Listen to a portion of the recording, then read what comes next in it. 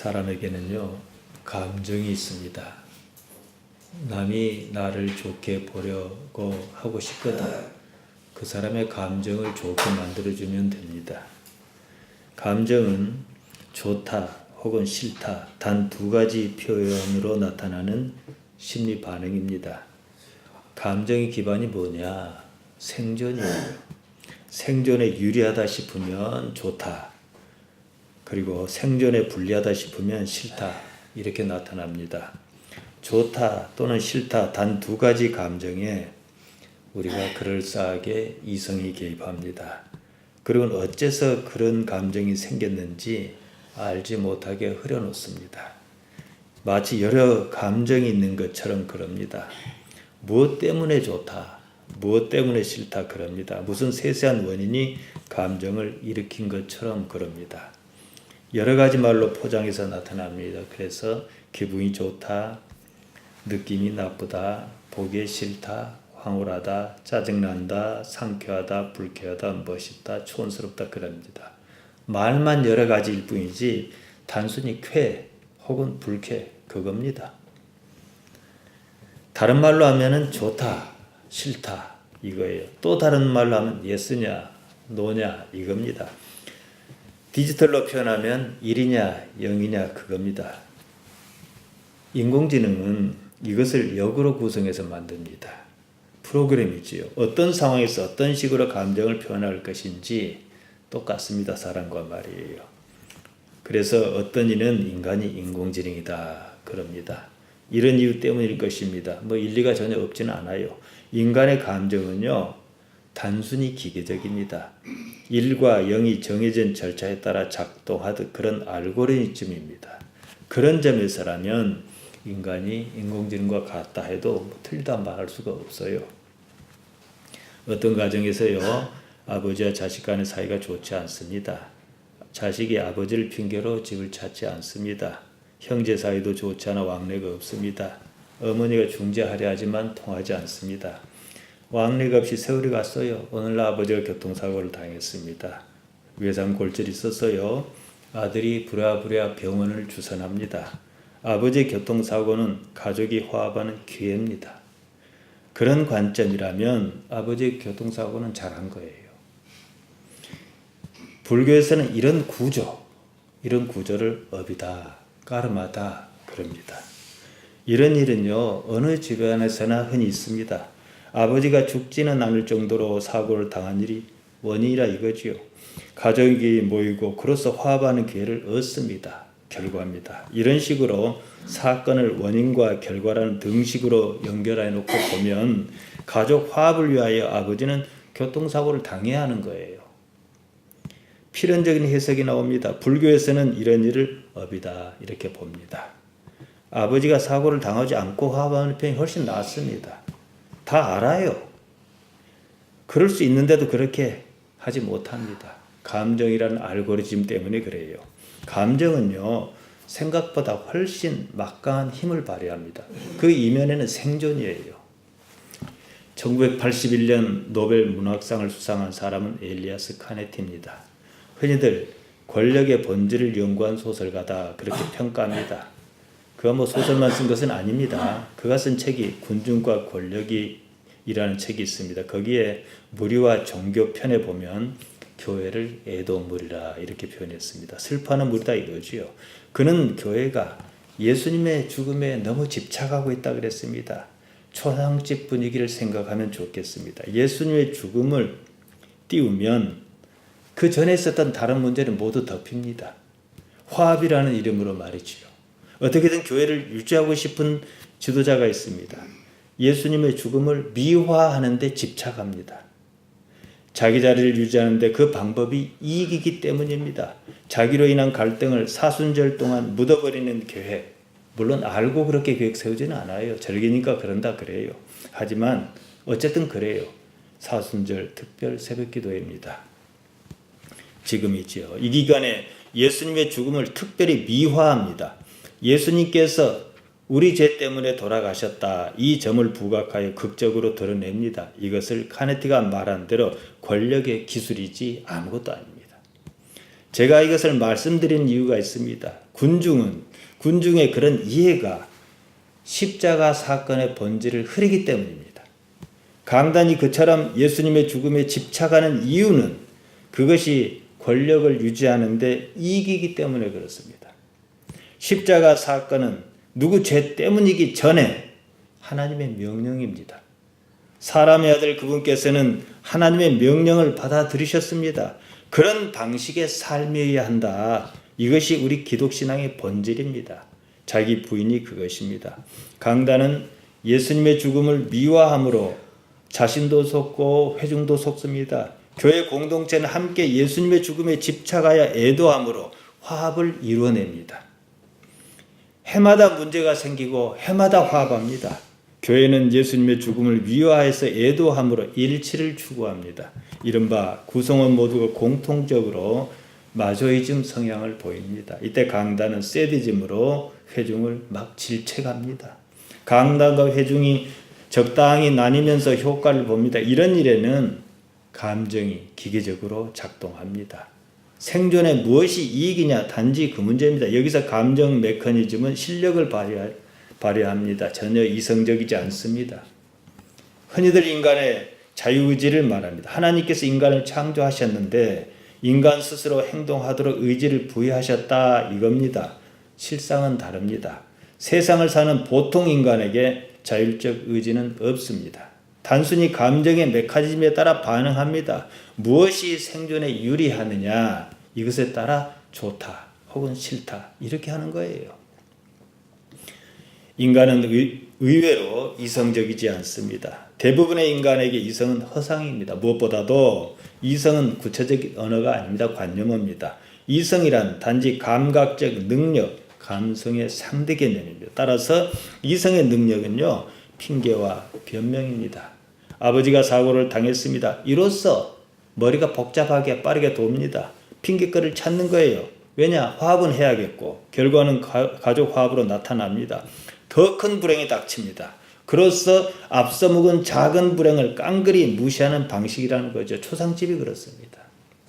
아버지나 어머니가 죽으면 사이가 좋지 않던 자식이 모입니다. 일단 화합의 기회를 모색합니다. 서로가 화합의 기회로 이용합니다. 생존 본능에 따른 판단입니다. 그러는 편이 이익이기 때문입니다. 생존 명령에 따른 반응이지요. 이것을 넘어서지 못하면요, 그냥 인공지능이라 해도 변명할 수 없는 인간으로 살다 만다는 거예요. 이것을 현실적으로 말씀드리겠습니다. 지난 시간에 현상학 관점을 말씀드렸습니다. 현상학에서 인간의 감정을 다른 각도로 봅니다. 어떤 원인이 있어서 거기에 따른 결과가 감정이라고 보지 않습니다. 욕구도 마찬가지입니다. 무엇을 하고 싶다, 가지고 싶다, 그런 욕구는 감정입니다. 무엇 때문에 어떤 감정이 생기는 것이 아니라는 거지요.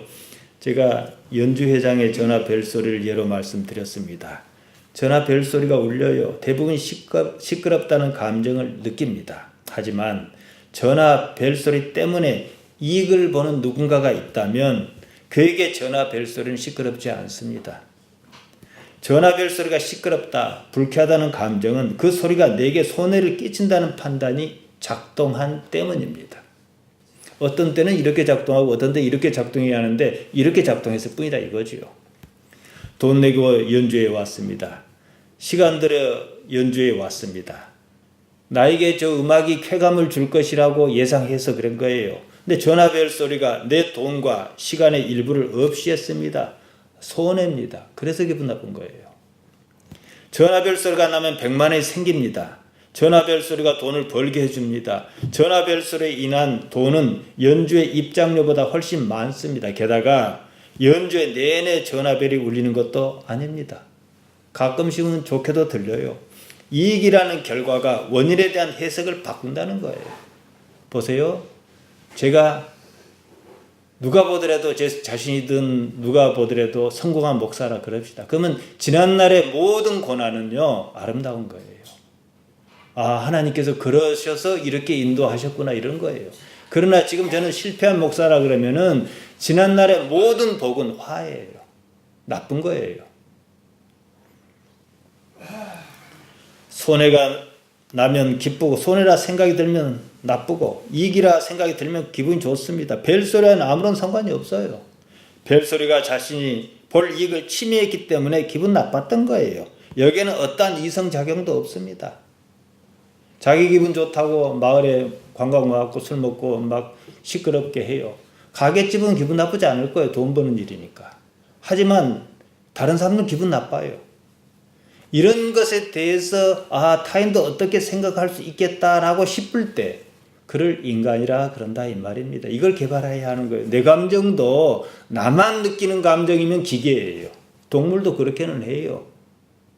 나를 벗어난 감정, 나를 벗어나서 내가 느끼는 감정을 객관화시켜서 볼 수 있는 능력이 있어야 한다는 거죠. 무엇보다도 이성이 감정의 판단을 합리화한다는 데 문제가 있습니다. 사람이 실수로 그럴 수 있지. 그래요. 또 뭐라 합니까? 털어서 먼지 안 나는 사람 없다. 그럽니다. 이성의 작용이 그래요. 감정이 어떻다는 것을 말씀드리는 게 아닙니다. 감정은 기계적으로 작동한다는 사실을 제가 지금 말씀드리는 겁니다. 그러니까 내가 무엇 때문에 기분 났다라고 하는데요. 무엇 때문이 아니에요. 기분이 난 이유를 거기서 찾는 거예요. 마태복음과 누가복음에는요. 7 귀신 이야기가 나옵니다. 눈여겨볼 필요가 있습니다. 마태복음 12장 43절 이하와 누가복음 11장 24절 이하에 나오는데 똑같아요. 마지막 부분만 마태가 하나 더 들어있어요. 제가 보면서 말씀드릴게요. 더러운 귀신이 사람에게서 나갔을 때에 물 없는 곳으로 다니며 쉬기를 구하되 얻지 못하고 이에 가로던 내가 나온 집으로 돌아가리라 하고 와보니 그 집이 소재되고 수리되었거늘 이에 가서도 악한 7을 데리고 들어가서 거하니 그 사람의 나중 형편이 전보다 더욱 심하게 됐느니라. 제가 본문을 읽었습니다.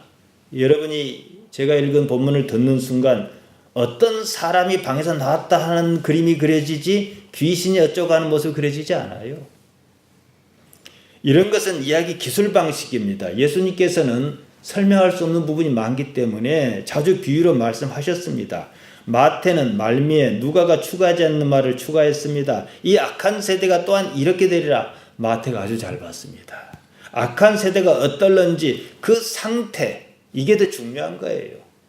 이걸 지적한 것입니다. 귀신이 어떻다, 어떤 모습이다, 귀신이 무슨 일을 한다, 그처럼 귀신 말하는 게 아니라는 거죠. 악한 세대의 상태를 말하려는 겁니다. 기독교는 예수님께서 어떻게 고통을 받고 돌아가셨나 그것 말한 거 아니에요. 하나님을 어떻게 신뢰할 것이냐, 나도 예수님처럼 하나님을 신뢰할 수 있느냐, 하나님을 신뢰함으로 자기 자신을 버릴 수 있느냐, 내 자신을 버려도 산다, 이 문제입니다. 현실은 아무도 자기를 버리려 하지 않는다는 데 있습니다. 귀신은 무엇인가? 이것 말하는 거 아니에요. 그런 식으로 이해하려다 보니까 아무도 모르는 귀신을 서로 아는 것처럼 얘기한다는 거지요. 삶의 어떤 현상을 나쁜 현상 애둘러 말한 겁니다. 현상을 이해하려 하지 않고 귀신을 이해하려 합니다. 나의 구원, 나의 삶이 어떤 방식으로 변해야 살 수 있는가 그것은 제쳐두고 예수님의 죽음을 애통해야 합니다.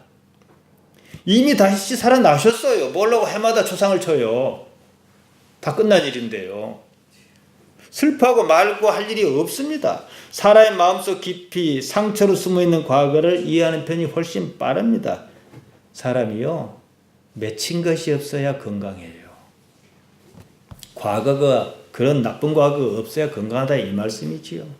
과거가 묵은 감정으로 마음에 있습니다. 그것이 지나치면 현실인 것처럼 나타납니다. 과거가 아주 억울한 게 많은 사람이 어떻게 해요? 우리가 흔히 귀신 들렸다는 행동이 잘 나타나요. 과거에 붙들린 삶입니다. 그것이 지금 당장의 현실은 아니다 보니 괴리가 있습니다. 괴리가 큰 만큼 이상한 거예요. 이상하니까 귀신 들렸다 싶은 그런 현상으로 나타나고 그렇게 해석합니다.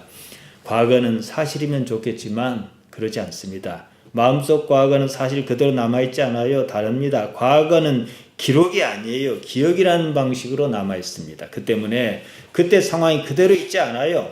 사실이 아니라 감정의 형태로 남아있어요. 우리가 그것을 사실 그대로라 믿기 때문에 문제가 생깁니다. 경남 하동군 악양면 평사리 마을에 가면 최참판댁이 있습니다. 그것을 둘러보면 역사적 사실 같습니다.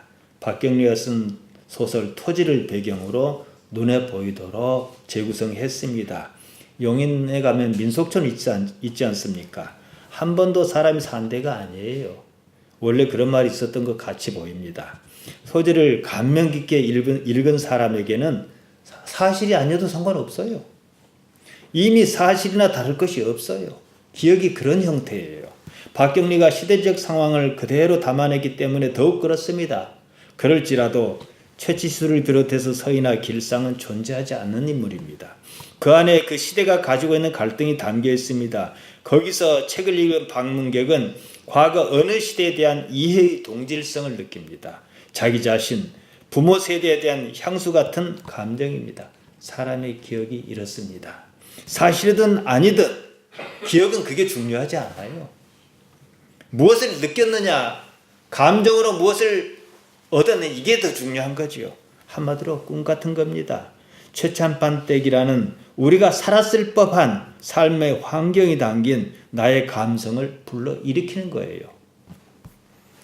이것이 사람을 살게 하긴 합니다. 사람의 기억은 분명 사실의 바탕을 둡니다. 하지만 사실이 아닌 감정이 얽히고 설켜 있는 형태입니다.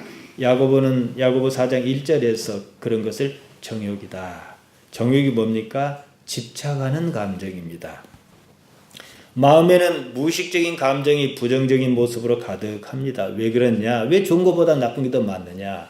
생존 때문입니다. 그래야 사니까요. 이익에 따라 반응하는 감정을, 과거에 매여있는 그 감정을 사실로 생각하고 사실이라고 판단하는 것이 문제가 있다는 얘기입니다. 이런 구조를 성경은 뭐라 합니까? 죄다 그럽니다. 한마레티아입니다. 원래 이 말은 화살 같은 것이 관역을 잘못 맞췄다 그런 뜻입니다. 삶의 갈등 구조에 빠집니다. 불행할 수밖에 없는 구조라는 거예요. 그래서 아까 제가 불교에서 말한 카르마, 업이라 말한 거예요. 불교도 그걸 잘 봤어요. 구원이란 말은 우리 흔히 구원 받았느냐 그러지 않습니까? 구원이란 말은 우리가 하고자 한 말의 준말입니다. 본뒷말은요, 죄, 한마리티아의 상태에서 구원이라는 뜻입니다. 그러니까 죄가 없다, 한마리티아가 없다 이 뜻이죠. 구원은 원어로 소테리아입니다. 구원하다는 말, 원어로 소죠. 안전하다, 좋다 그런 뜻입니다. 굿라이프예요. 죄에서 구원이란 잘못 살 수밖에 없는 구조에서 빠져나온 걸 말합니다. 그러려면은 예수님의 방법이 한다 이거지요. 무엇입니까? 한마디로 자기 버림입니다. 나 없다 그거예요. 겟세마네 동산에서 사람의 아들 그분께서 자기를 주장하셨더라면 십자가 질 이유가 없습니다. 알고 계셨고 그 일이 뭔지 아니까요. 도망갈 시간도 있습니다. 더구나 12영도 더 되는 천사를 불러들일 능력도 갖고 계셨습니다. 못 하셨어요. 하나님 때문에 말이죠. 우리가 나라고 생각하는 그것은요, 경험의 나를 말합니다. 말씀드린 대로 경험은 사실이 아닙니다. 그냥 감정 뭉칩니다. 감정은 무엇이 이익이냐 손해냐 그것에 따라 기계적으로 반응하는 겁니다. 그것을 기준으로 판단한다? 옳지 않습니다. 그래서 판단하지 말라 그러신 거예요. 요한복음 8장 15절을 보면 더 명확해집니다. 너희는 육체를 따라 판단하나 나는 아무도 판단치 아니하노라. 판단하지 말라는 거예요. 틀리니까. 왜? 인생에서 판단하려면 그 판단은 무조건 옳아야 합니다. 옳지 않은 판단은 하지 않느니만 못한 정도를 넘어섭니다. 하지 그냥 말아야 하는 거예요. 바로 이어서 이렇게 말씀하십니다. 요한복음 8장 16절입니다. 만일 내가 판단하여도 내 판단은 참되니 이는 내가 혼자 있는 것이 아니요 나를 보내신 이가 나와 함께 계심이라. 나라는 것이 없어야 올바른 판단이 가능하다 이 말씀입니다. 우리 대부분은 판단하지 말라 예수님께서 그러셨으니까 나 판단하지 말아야지 그럽니다. 불가능합니다. 현실성도 없습니다. 지금 우리 시점에서는 예수님께서 말씀하신 것을 어떻게 현실화할 것이냐 그것입니다. 있는 그대로만 보면 처음 대하다 하면 감정이 판단이 그만큼 힘쓰지 못한다는 거예요. 마태복음 5장 28절에 이런 말씀이 있습니다. 나는 너희에게 이르노니 여자를 보고 음욕을 품는 자마다 마음에 이미 간음하였느니라. 여자를 보고 그랬으니까 남자를 두고 하는 소리겠지요. 창세기 1장 22절에 보면 하나님께서 사람을 만드시고 뭐라 하셨냐면 생육하고 번성하라 여러 번 나옵니다. 남자에게 음욕이 없다 그럽시다. 있어도 없다 그럽시다. 음욕이 없는데 어떻게 생육하고 번성합니까? 음욕은 음에 대한 욕망입니다. 욕망은 감정이에요. 음에 대한 감정이 있어야 생육과 번식이 가능합니다. 생육과 번성은 하나님께서 사람을 처음 만드실 때 유전자에 새겨 놓으신 코드입니다.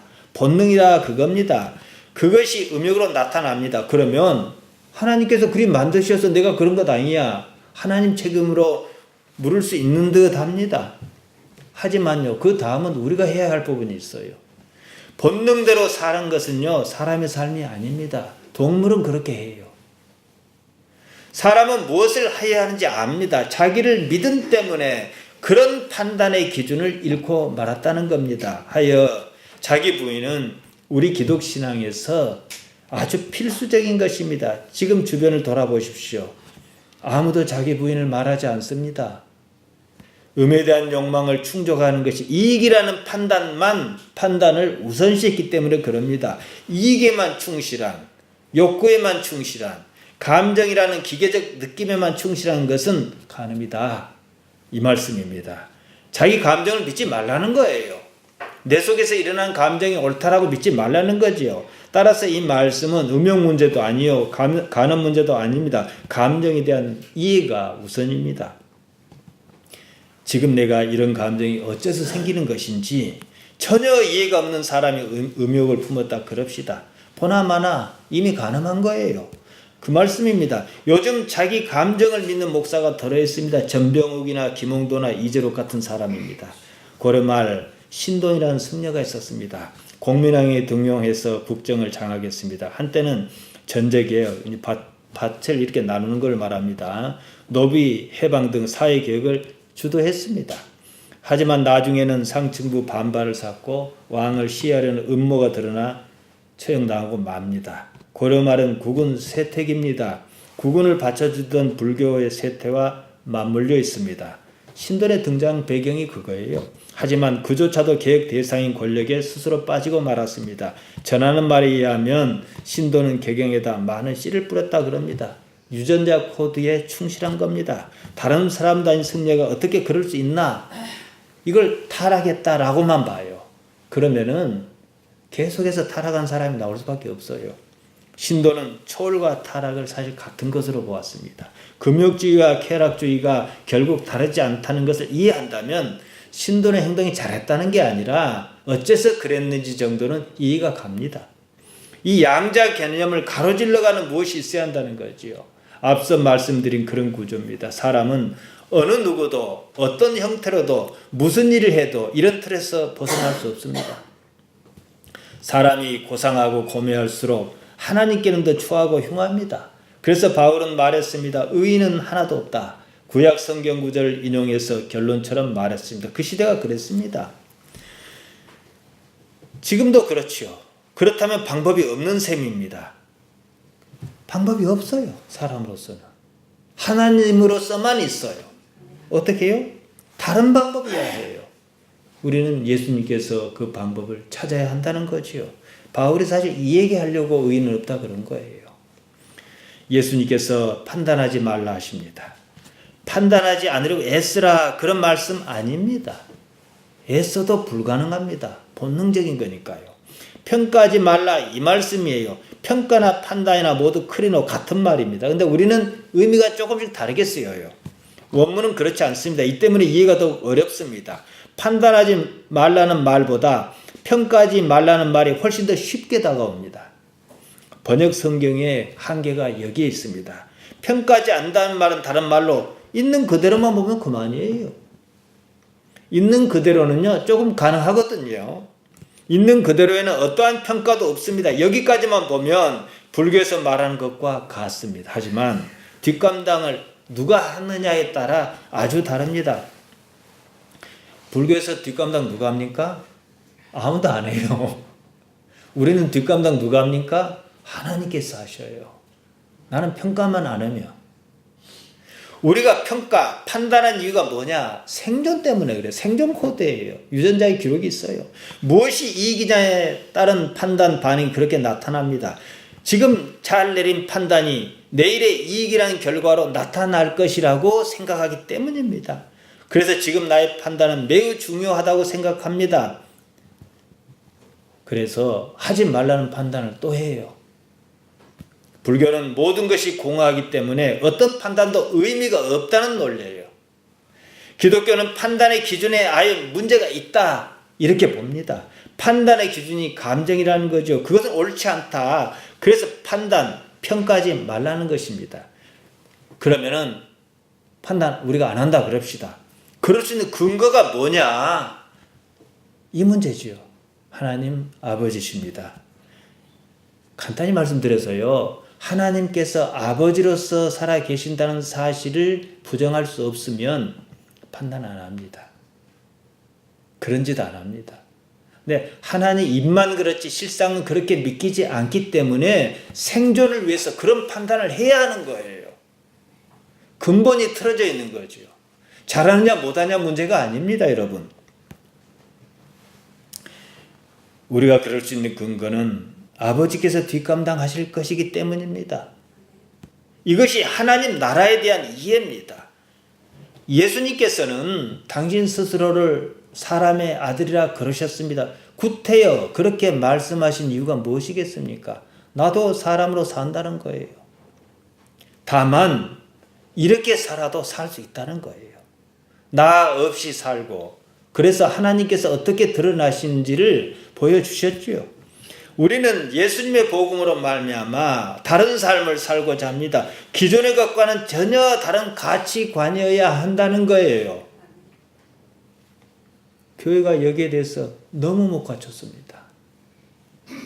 우리가 하나님께서 주신 이 삶을 믿지 못하는 것은요, 내면에 감추인 불안 때문입니다. 이 불안이 나쁜 건 아니에요. 살려고 하는 동력으로만 써야 하는데 그것을 세상을 평가하고 판단하는 기준으로 써버린다는 거지요.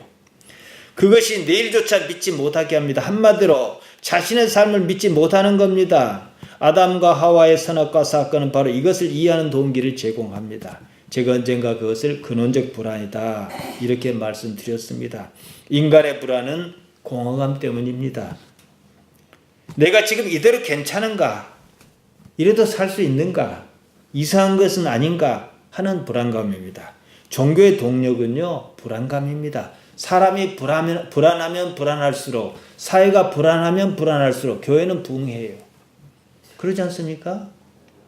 그것이 하나님을 아는 동력으로 좋게 사용해야 하는 거예요. 내가 불안해요. 그럼 여러분 어떻습니까? 아이고 주여 하고 기도라도 한 번 더 하지 않습니까? 그런 용도로 써야 한다는 거예요. 나머지는 아니에요. 그러지 못하면 사이비로 빠집니다. 각종 자기 개발서 또는 약물이나 의존적인 행동에 빠지는 이유가 그겁니다. 종교성이 많은 사람일수록 그 가능성이 높습니다. 이것을 이해하지 못하는 것이 불신입니다. 그 때문에 고난이 있습니다. 죄 하마르티아는 고난을 유발하는 잘못을 구조적으로 계속 생성해내는 겁니다. 모든 것은요, 그냥 그럴 뿐입니다. 설령 문제가 있다 해도 그렇게 여기면 그 문제는 더 이상 커지지 않습니다. 문제조차도 그냥 그럴 뿐입니다. 거기에는 자기라는 것이 작동하지 않습니다. 더 이상 유전자 코드, 무엇이 이익이냐, 여기서 발생한 감정이 더 이상 개입하지 않습니다. 여기에 익숙하면요, 임마누엘, 하나님의 통치 주권, 곧 하나님 나라가 내 삶에서 살아납니다. 그때 우리는 비로소 우리 자신으로부터 자유를 경험합니다. 내가 이것을 하는가 이익인가 아닌가, 내가 이것을 하면 남이 나를 좋게 볼 건가 좋게 보지 않을 건가, 벌써 이해관계 판단이 있죠. 그러면 행동이 자유롭지 못해요. 내가 사는 게 아니라 남을 위해서 사는 거잖아요. 근데 나는 다음에 이걸 하는 게 옳은가 그런가, 내가 담배꽁초를 길에다 버리는 것이 옳은가 그런가, 이건 알 수 있거든요. 그걸 무시하면 이제 그것도 모르게 됩니다. 그러면 사람이 될 가능성이 없어요. 감정으로 인한 판단이, 생각이 우리 자신의 것이 아니란 사실을 깨닫습니다. 그러면 타인의 평가에 대하여도 그만큼 자유롭습니다. 평가를 받아도요, 평가의 대상이 자기가 없으니 그만큼 괴롭지 않아요. 내가 잘났다고 평가받은 것을 처음부터 포기해버렸는데 남이 잘났다고 평가하면 뭐하고 못났다고 평가하면 뭐 하겠습니까? 나는 단지 옳으냐 그르냐 이렇게 살면 그만인 것을요. 그래야 하나님만 보이지 않겠습니까? 여러분, 사람이 안 보여야 하나님이 보입니다. 우리는 하나님을 내버려 두고 많은 사람이 눈앞에서 왔다 갔다 하는 게 보여요. 단지 옳은 것은 옳다, 아닌 것은 아니라 할 수 있습니다. 마태복음 5장 37절에서 그 말씀하셨습니다. 오직 너희 말을 옳다 아니라 하라. 여기까지 충분히 이해합니다. 그런데 그 다음에 뭐라 하셨냐면요, 이에서 지나는 건 악으로 쫓아난다. 옳다 아니라 이게 지나치면 악이다 이러셨어요. 자유의 결정입니다. 예수님께서는 거기에서 벗어나는 것은 악이다 그러셨어요. 이것이 무슨 말씀입니까? 평가 때문이죠.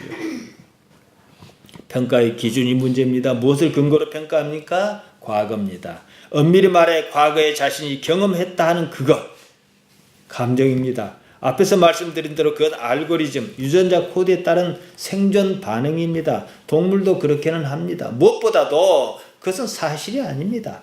사실이 아니라는 말씀, 진실에서 벗어났다 그 뜻입니다. 우리 성경에서 진리라고 번역한 알레데이아, 그것이 아니다 그 말씀입니다. 감정이란요, 처음부터 매우 주관적입니다. 단 것을 좋아하는 사람에게 단 것이 나쁘다 말하면 기분이 상합니다. 자기가 별로 좋아하지도 않은 사람이 그러면 더 기분 나빠요. 자기가 이익을 볼 수 있는 사람이 그렇게 말하면 그러냐 그래요. 참 좋은 말 해줘서 고맙다 그래요. 근데 항상 미운 놈이 그 소리 하면요, 기분 나빠. 지나 잘하지 이렇게 얘기해요. 단 것과는 상관없어요. 사람은 상황에 따라 말을 고지고대로 듣지 않습니다. 어떻게 들어요? 단 것을 좋아하는 너는 나쁘다 이렇게 들려요. 나를 막 비난하는 것으로 들려요. 나의 선택에 대한 감정이 침해받은 겁니다. 나의 선택의 기준은 언제나 이익이어야 해요. 손해다 그러니까 기분 나쁜 거예요. 사람은 살면서 삶의 환경을 통해서 자아를 형성해 갑니다. 그것이 자기라고 굳게 믿습니다. 예수님을 안 믿고 그걸 믿어요. 환경이란 본래 변화무쌍합니다. 우리는 지금 이 순간에도 무수히 판단합니다. 그리고 그 판단이 옳다고 믿어요. 믿지 않았으면 판단 안 했겠지요.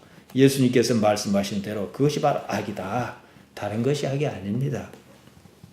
판단에 국한하여 말씀드린다면 하나님께서만이 판단하실 수 있습니다. 그래서 예수님께서 그렇게 말씀하셨잖아요. 내가 판단은 옳다. 하나님께서 함께 계시니까. 그것은 나는 없다 이 뜻이에요. 나의 판단은 하나님의 판단이다 이 말씀이죠. 하나님께 도무지 악이란 것이 없으시지 않습니까?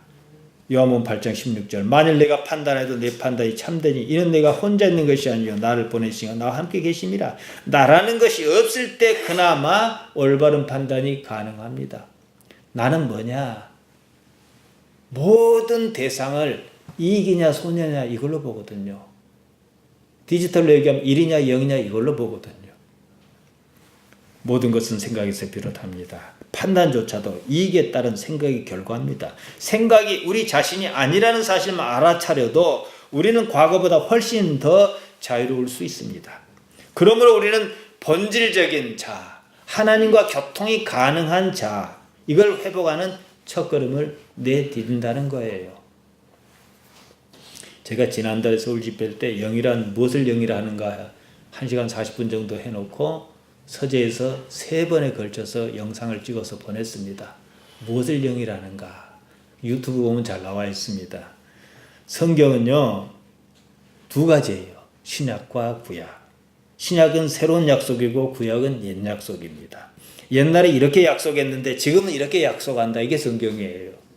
신약은 옛날 약속을 폐기한다는 게 아니고 더 완성해서 보다 쉬운 약속으로 새로운 방향을 제시한다. 자, 했으니까 하기 어렵지? 그러니까 이렇게 해. 이런 얘기죠. 하나님께서 아브라함과 약속을 맺으셨습니다. 이 약속은 하나님께서 일방적으로 책임을 지시는 약속, 이른바 편무계약이라고 그럽니다. 모세에 이르러서 하나님과 사람이 쌍방간 책임을 지는 쌍무계약으로 바뀝니다. 율법이에요. 이렇게 잘못하면 이렇게 하고 저렇게 하면 이렇게 하고 이러죠. 그조차도 사실상 편무계약과 다르지 않습니다. 깊이 보면요. 인간의 책임을 사람의 아들로서 예수님께 책임을 지우셨다 이겁니다. 그러면 우리는 예수님의 말씀을 받아들여야 해요. 예수님 말씀 안 받아들이면 책임을 내가 져야 해요. 그러지 않으면 계약은 무효거든요. 문제는 예수님의 말씀을 이해하려고 생각하지 않는다는 거예요. 어느 계약서든 조항을 잘 읽고 이해해야 해요. 요새 텔레비전을 보면 어느 프로그램 막 그냥 징할 정도로 광고를 오래 합니까? 보험 광고가 제일로 뭐 하는데 막 해놓고 글을 잔뜩 써놓고 깨알 같은 글씨 써놓고 막 부지런히 안 읽습니까? 법이 그래요. 왜냐하면 그것도 조항이니까. 그러니까 항상 계약서는 작은 글자를 더 잘 봐야 해요. 읽어보지도 않고 계약서에 도장 찍으면 나중 감당할 수 없을 때가 있어요. 그런 식입니다. 자기 마음대로 생각하고 신약 성경 계약서를 내미는 거예요. 지금 교회는 교회가 아니에요. 옛날 교회의 모습조차 사라지고 있는 듯 합니다. 그때는 교회 하면 교회만의 무슨 특별한 느낌 같은 게 있었지 않습니까? 그러잖아요. 지금은 그냥 이익 집단 같아요. 하나님의 살아계심을 알아야 합니다. 잠언 3장 6절입니다. 너는 범사의 그를 인정하라. 그리하면 내 길을 지도하시리라. 근데 지도함 받으려고 인정하는 쪽으로 가면 곤란해요. 이건 자동으로 따라오는 것이지 앞에 게 중요합니다. 인정하다고 번역한 말 야답니다. 알다라는 말 신약 성경의 기노스코입니다. 잘못한 번역은 아닙니다만은 번역자가 자기 생각에서 의미를 강조하려다 보니까 말씀이 주는 깊은 맛을 잃었습니다. 원래 말을 그대로 번역하면요. 너는 매사에 범사에 하나님을 알아라. 그리하면 내 길을 지도하시리라. 범사에 하나님 인정하라 하면 무슨 운명에 가깝습니다. 이것도 하나님 뜻 저것도 하나님 뜻 나의 자리가 없어 보여요. 삶은 내가 사는데 말이죠. 범사에 하나님 알아라. 그나마 여기에 나의 의지가 조금은 개입합니다. 왜냐? 하나님을 알고자 하는 노력은 기울일 것 아니겠습니까? 모든 일에서 하나님을 알아라 그 말입니다. 인생의 목적은요. 하나님을 아는 데 있습니다. 아무것도 아닙니다. 하나님께도요. 1과 0의 두 가지 코드가 있어요. 복과 벌입니다. 근데 이상하게도요. 복과 벌이 똑같은 목표를 지향해요. 여러분은 이제 지금도 선택이 가능해요. 하나님 말씀 잘 들어갖고 나는 믿을 수가 없고 믿기지도 않는데 이것이 믿음이다 싶어서 성실하게 말씀 잘 듣고자 했어요. 그러면 어떤 코드가 주어집니까? 복. 근데 뺀질뺀질하게 안 들어요. 그러면 뭐가 옵니까? 매. 근데 둘 다 어디로 인도해요? 영원한 나라로, 하나님께로. 그러니까 이제 맞고 가시겠습니까? 함께 가시겠습니까? 우리 여러분, 우리 집사님들 다 함께 가시니까 참 괜찮아요. 하나님을 알려 해야 해요. 하나님을 아는 의식을 일깨우고 또 그 의식을 성장시켜야 합니다. 근데 이때 이제 제가 의식이란 말 쓰는데 이것이 바로 영이다, 푸념하다 이렇게 말씀드릴 수 있다 이겁니다. 하나님 알게 하려고 이런 인생이 있어요. 그것 아니면 말이에요, 여러분. 죽을 때까지 자기 욕망과 싸우다 맙니다. 가끔씩은 욕망을 충족시키면서 행복이라는 것이 찾아오기도 해요. 하지만 자주 있는 일도 아니고 가끔씩만 그래요. 그리고 그뿐이에요. 너는 모든 일에 하나님을 야다하라.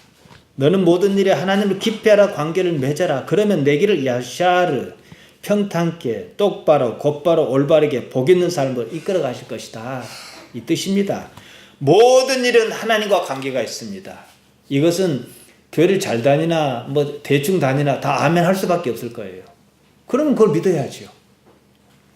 아주 단순한 사실이지만 무슨 깨달은 것 같은 것이 있지 않고서는 결코 받아들일 수 없습니다. 하나님을 알지 못하면 자기 뜻이 그냥 하나님 뜻입니다. 하나님께서는 계시지 않고 자기만 있습니다. 하나님께서 통치하고 계신다는 사실을 받아들입니다. 자신의 모든 관심을 지금 그리고 여기로 돌려놓기만 한다면 우리의 본래 자아가 이제 모습을 드러내기 시작합니다. 과거에 어쨌든 지금은요. 우리에게 아무런 해도 끼치지 않습니다. 그때 우리는 생각으로부터 자유, 감정으로부터 자유, 무엇이 생존에 유리한가 하는 본능의 코드로부터 자유를 경험합니다. 바로 이 경험자가 우리 본래 자신이라는 거예요.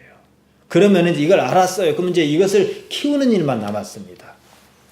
모든 것을 새롭게 보는 거예요.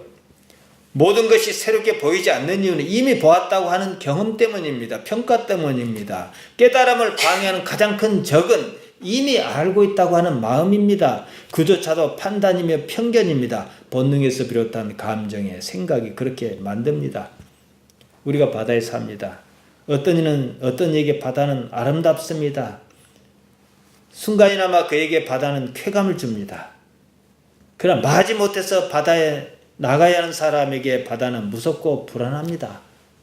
무서운 경험도 있었습니다. 그에게 바다는 고통입니다. 사실 바다가 고통을 안겨주는 게 아니에요. 바다가 쾌감을 주는 것도 아니에요. 바다에 대한 경험이 지금 생각으로 나타나 쾌감을 주기도 하고 고통이라고 평가하게 한다는 거예요. 바다는 그냥 바다예요. 바다가 변하는 것 아니에요. 바다를 보는 눈이 이랬다 저랬다 합니다. 우리 삶도 마찬가지입니다. 과거가 망령처럼 감정의 형태로 나타납니다. 지금 자신에게서 힘을 행사하지 못하게 해야 한다는 거예요. 그래서 항상 드리는 말씀, 이건 내 생각이고 이렇게 꼬리만 조금 달아줘도 나는 훨씬 자유롭습니다. 그리고 존재감이 막 살아나요. 그러면 자신감이 살아납니다. 그러면 매사에 당당해집니다. 다 간보고 건드린 거거든요. 주변 환경도 그렇습니다. 우리는 예수님을 믿습니다. 믿는다면 아무런 문제 없어요. 그냥 우리 자신을 지금 여기에 있게 하는 것만으로 충분합니다.